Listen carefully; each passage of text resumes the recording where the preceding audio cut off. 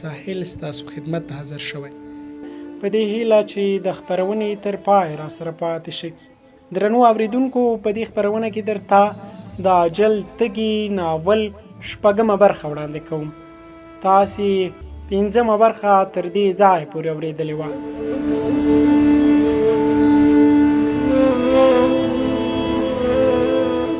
هیڅ مسلمان دې خبرو منلو ته تیار نه دی چې په جماعتونو او دیني اجتماعګانو کې دې دا ډول وژونکي بریدونه د القاعده یا کوم بل اسلامي تنظیم ترسره کوي.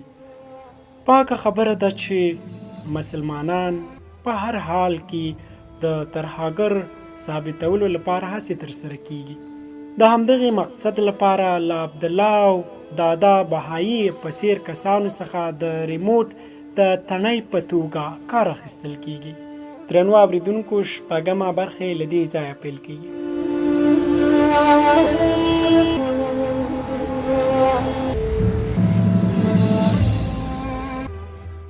په دې ورځو کې ټول ملت له سخت بحران سره مخ و. د هېواد دښمنانو به د جلوسونو په ترڅ کې خپلې شومې موخې سرته رسولې. په دا ډول لاریونونو کې د شر اچونکو هیڅ کمی نه وي.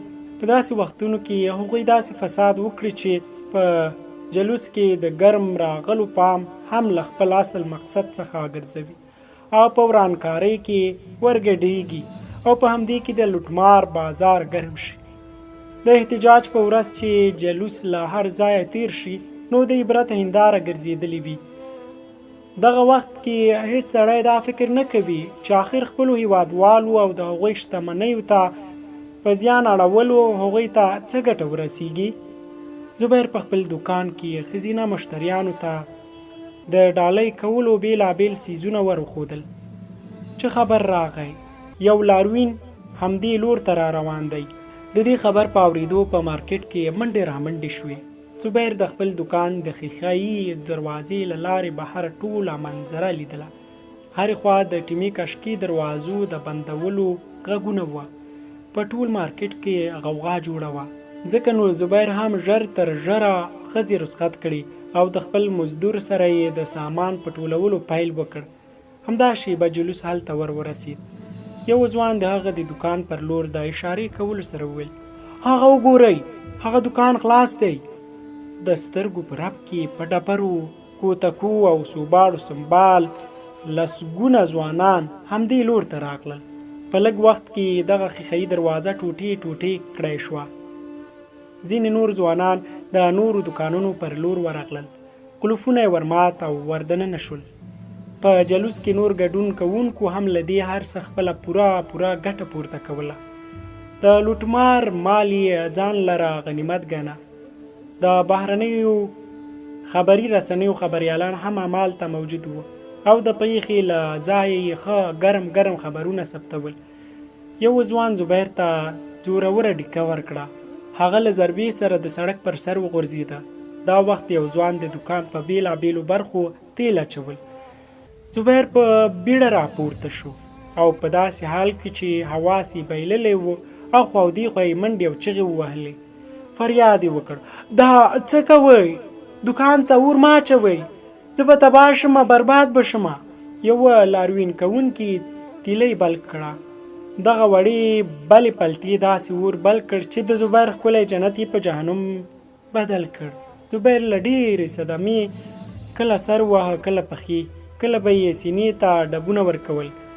ورانکار یې هغه ته د عبرت د درس له ورکولو وروسته د لا نور ثواب ګټلو په خاطر وړاندې لاړ. زبیر په غیر ارادي توګه لکه د لیوني په څیر د سړک له سره تیږې پورته کولې او د هغوی پر لور یې ورشیندلې. د لیونیو په څیر یې ویل: ای ظالمانو، تاسو مسلمانان نه یې. د موقع په موندلو سره د مسلمانانو لوټول او د هغوی بربادول ستاسو مذهب دی، همدا ستاسو ایمان دی. خبریالانو د اور په لمبو کې د پټ دوکان انځورونه اخیستل چې د اطفایي موټر د اور د قابو کولو لپاره راورسید. لږ ساعت وروسته مرستندویه ګرځنده پولیس هم د پیښې څېړلو لپاره راورسېدل، مګر اوبه له ورخه تېرې وې. پر خاموشه سړکونو ځای ځای ټایرونه تر اور لاندې وو. یو نیم ځای کې ځینې وړې او غټې موټرې هم ورته ډالې شوې وي. عامو خلکو له ویرې ځانونه په کورونو کې بند کړي وو. یوازې جذباتي ځوانان سړکونو ته راوتي وو.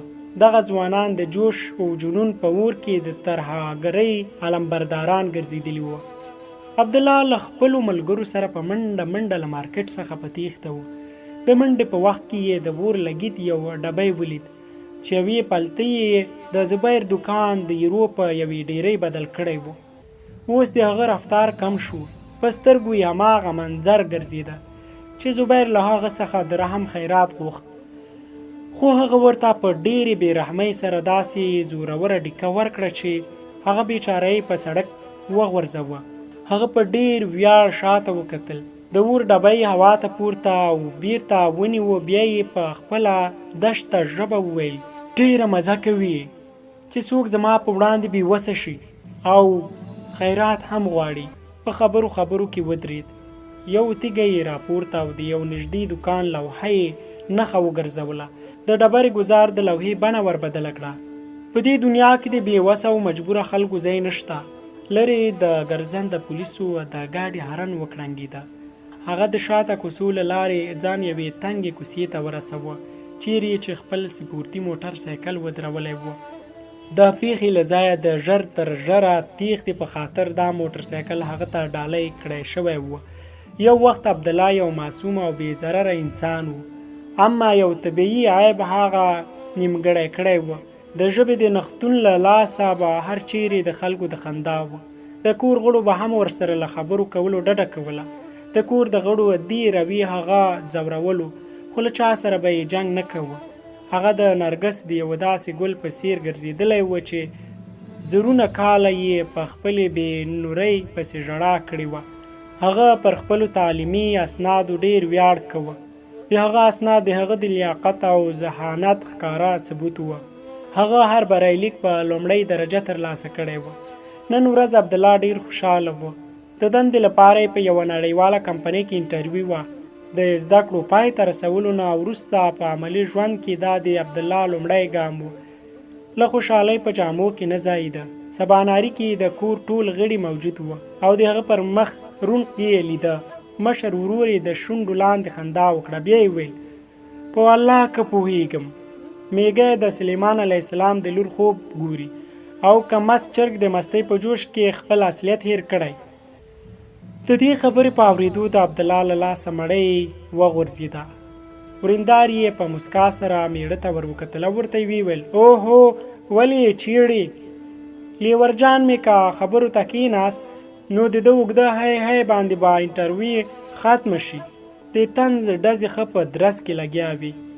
هغه د تل په څیر هر یو ته په ټیغو ټیغو وکتل او د خوراک له میز نه پورته شو. مور یې د تم کولو هڅه وکړه. ورته یې ویل: ای څه بنارۍ خو وکړه. هغه ځان کون نیولی و. بیک یې پورته کړه او بهر ته ووت. مور یې ویل: دا هلک خو ډېر بدمزاجه شوی دی، په وړو وړو خبرو برکېږي. د هغه د زړه نه هېڅوک نه و خبر. همدغه خو ستونزه وه چې هغه هېڅوک نه شو پوهولی. مور یې هم نه و درک کړی. هغه هم نه پوهېده چې د زړه پر ټوټې یې څه تېرېږي او هغه په څه حال دی. خیر، په همدې حال دفتر ته لاړ.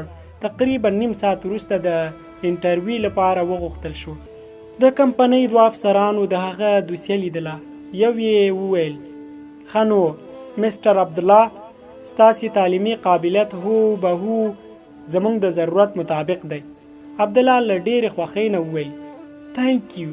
د دندې ورسپارلو یا نه سپارلو پرېکړه د دوسیې له لیدلو سړی کوي. دا انټرویو خو هسې یو رسمي کار دی. ځوانه ته نیکمرغه یې. عبدالله ورته وویل: زه به ستاسې د اصولو سره د ځان برابرولو پوره هڅه وکړم. هغو دواړو یو بل ته په حیرانتیا سره وکتل. یو وپوښتل: تاسې یو څه ورخطا غوندې ښکارئ. عبدالله پوه شو چې هغوی څنګه پرې د ورخطا ګمان وکړ، ځکه نو سمدستي د انکار په ډول سر وخوځاوه او ویې ویل: نه صاحب، زه ډېر خوشحاله یم. هغوی د عبدالله د څېرې پوره جاج اخیسته. د هغه له لهجې معلومېده چې د ده دا ژبه بنده کېدل د خوښۍ یا کومې جذبې له مخې نه، بلکې دا توتلتوب د هغه پیدایشي کمزوري ده. د هغوی څخه یوه یې د دوسیې له بندولو وروسته په ډېرې بېزارۍ سره وویل او نو، بل یې وویل بخښنه غواړو ښاغلی عبدالله، په دې دنده کې توتلتوب نه چلیږي. د عبدالله له تندي نه خولې وبهېدې. په پریشانۍ سره یې د هغوی څېرو ته په کتلو وویل خو زه قابلیت زما د کمزورۍ نه زیات دی، ما ونیسئ. هغه دوسیه له بندولو وروسته د عبدالله لور ته ور اوږده کړه او ویې ویل د 1 دقیقې خبره په 10 دقیقو کې کولو والا زموږ په کمپنۍ کې نه ځایږي، بخښنه غواړو، تاسې اوس تللی شئ. د هغه په سترګو کې اوښکې راغلې. لومړی یې د هغه افسرانو څېرو ته وکتل، بیا یې خپلې دوسیې ته. هغه شیبه دغه دوسیې د 2 پیسو اهمیت هم نه درلود. د دندې په لټه کې د لومړۍ ناکامۍ تجربې له امله د هغه زړه مات شو. مست چرګ د مستۍ نه راووت او میږی له خوبه راویښ شو. ټوله ورځ یې دوسیه له سینې سره نیولې او اخوا او دېخوا راوګرځېد. ماښام خپلې تورې وزرې خورې کړې وې. کور ته چې ناکام او ناهیلی ورسېد نو ټولو ورته کتل. د مخ ګونځو د هغه د ناکامۍ کیسه ویله. بیا یې هم مور ترې وپوښتل څنګه څه وشول؟ هغه ورته د انکار په ډول سر وخوځوه او د خپلې کوټې په لور روان شو. مور یې ویل دا څه من سر دې خوځوي، په خوله ولې څه نه وایې؟ ورېندارې په خندا عبدالله ته وکتل او ویې ویل مورې ځان پوهوه، لیور جان مې چې څه ویلی نه شي نو څه خبره ده؟ په تندي نه ګورې چې 14 لیکلي دي؟ د ده د تقدیر په لاره هر موړ کې ازغې کرل شوي دي. همدا د ده بیچاره تقدیر دی. هغه په سرو سترګو ورېندار ته وکتل. له دې وړاندې هغه د خپلې کمزورۍ نه دومره زړه مات نه و، خو د نننۍ ناکامۍ له کبله یې په سینه کې د کلونو جمع شوي بارود یو دم وچاوېدل. دیوال ته یې لغته ورکړه. ویې ویل ما په خپل همت د تعلیم په ډګر کې کامیابي حاصلې کړي، خو دنده د بل چا په لاس کې وي. د دې کامیابۍ لپاره سړی د مور دعاو ته ضرورت لري، خو زه هغه بد نصیبه یم چې څوک ورله دعاوې هم نه کوي. مور یې په داسې حال کې چې له شرمه مخ واړه وویل ځان ښودل ضرور نه دي. ته د مور د زړه نه څه خبرې؟ ته څه پوهېږې چې د مور له زړه نه اولاد ته څومره دعاګانې وځي؟ ته خو پرېږده چې ایله هر چا ته سپکې سپورې وکړي. خور یې ویل وروره چې په انټرویو کې ناکام شوی یې نو مور ته مې څه لګیایې؟ هغه چیغه کړه دې توتله زیږولی یم، په ما کې دا خرابي د همدې له لاسه ده. ورور د هغه غږ په اورېدو له کوټې راووت او هغه ته یې په قهرېدلو سترګو ویل دا ستا خبرو طریقه ده، په قلاره غږېږه. مور دې ولې خپله دښمنه ګڼې؟ هغې څه قصدن ته داسې زیږولی؟ هو، تر څو چې خلک په ما رشخند وهي نو زه به هم همدا خپله مجرمه ګڼم. ورور یې لږ ور مخې ته شو او ویې ویل هسې بې ځایه په مور باندې تورونه مه لګوه. سمه خبره دې یاده نه ده لکه چې جنګ ته دې زړه شوی. که جنګ ته دې زړه کېږي نو ځه د قدرت سره وجنګېږه. هغه چې ته یې د نمونې په ډول زموږ کور ته رالیږلی. بیا یې مور او خویندو ته په کتلو وویل زه تاسو ټول خپلو کوټو ته ورشئ. د انټرویو ناکامي د ده ماغزه خراب کړي دي. یو بل ته په مړو سترګو له کتلو وروسته هغوی خپلو کوټو ته لاړل. عبدالله یو ځل بیا د خپل کور په 4 دیوالۍ کې محرومیو او مایوسیو سره عمل یوازې پاتې شو. له لومړۍ ناکامۍ تجربې نه وروسته هغه څو نور ځایونو کې هم د دندې هڅه وکړه، خو په هر ځای کې ناکامي د هغه نصیب وه. هغه سخت مایوسه شو. د شپې به راویښ شو او خپلې دوسیې ته به یې په حسرت سره کتل. دا اسناد د هغه د هوښیارتیا ثبوت و، خو یوازې یوې نیمګړتیا د هغه پر ټولې هوښیارۍ او قابلیت باندې اوبه اړولې. د هغه ناسته ولاړه څه ډېرو خلکو سره نه وه، خو بیا یې هم د شپې له خوا ناوخته کور ته راتګ پیل کړی و. کله په کوم پارک کې، کله هوټل او کله به یې سینما کې د خلکو سیل کوه. کله به یې د لوی لارې پر سر د پیپسي یوې خالي بوتل ته په لغت ورکولو هغه داسې مخکې روان و لکه خپل تقدیر ته یې چې لغتې نیولې وي. همدا وخت دوه ځوانان د هغه تر سترګو شول. هغوی د منډې په حال کې د لارې خلاصولو لپاره هغه ته ټیله ورکړه او په یوه بله تنګه کوڅه ورننوتل. د ټیلې د زور له امله هغه خپل توازن له لاسه ورکړ او پر ځمکه وغورځېد. په غوسې سره له اخوا او دېخوا لیدو وروسته هغه راپورته شو او ځای پر ځای ودرېد. د جامو له څنډلو وروسته یې غوښتل چې له هغه ځایه لاړ شي.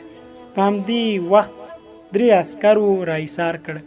د هغوی له ډلې یوه په داسې حال کې چې عبدالله یې پر اوږو ډباوه په سخته لهجه وویل: هغه بل کوم خوا ولاړه؟ عبدالله ورخطایي نه وویل: څوک دوهم؟ بل عسکر عبدالله ته سر تر پښو وکتل او بیا ویل: صاحب هغو دواړو تیاره رنګه جامې په تن کړې وې، دی د هغوی له ډلې نه دی. هغه د ډنډې نوکه لږ څه راټیټه کړه. د عبدالله مخ یې پرې پورته کړه او ویې ویل: د هغوی څخه نه دی؟ عبدالله ورته د تایید په ډول سر خوځولو نه وروسته په عاجزۍ سره وویل: صاحب هغوی دغه بلې کوڅې ته لاړ. ما هغوی په خپلو سترګو ولیدل.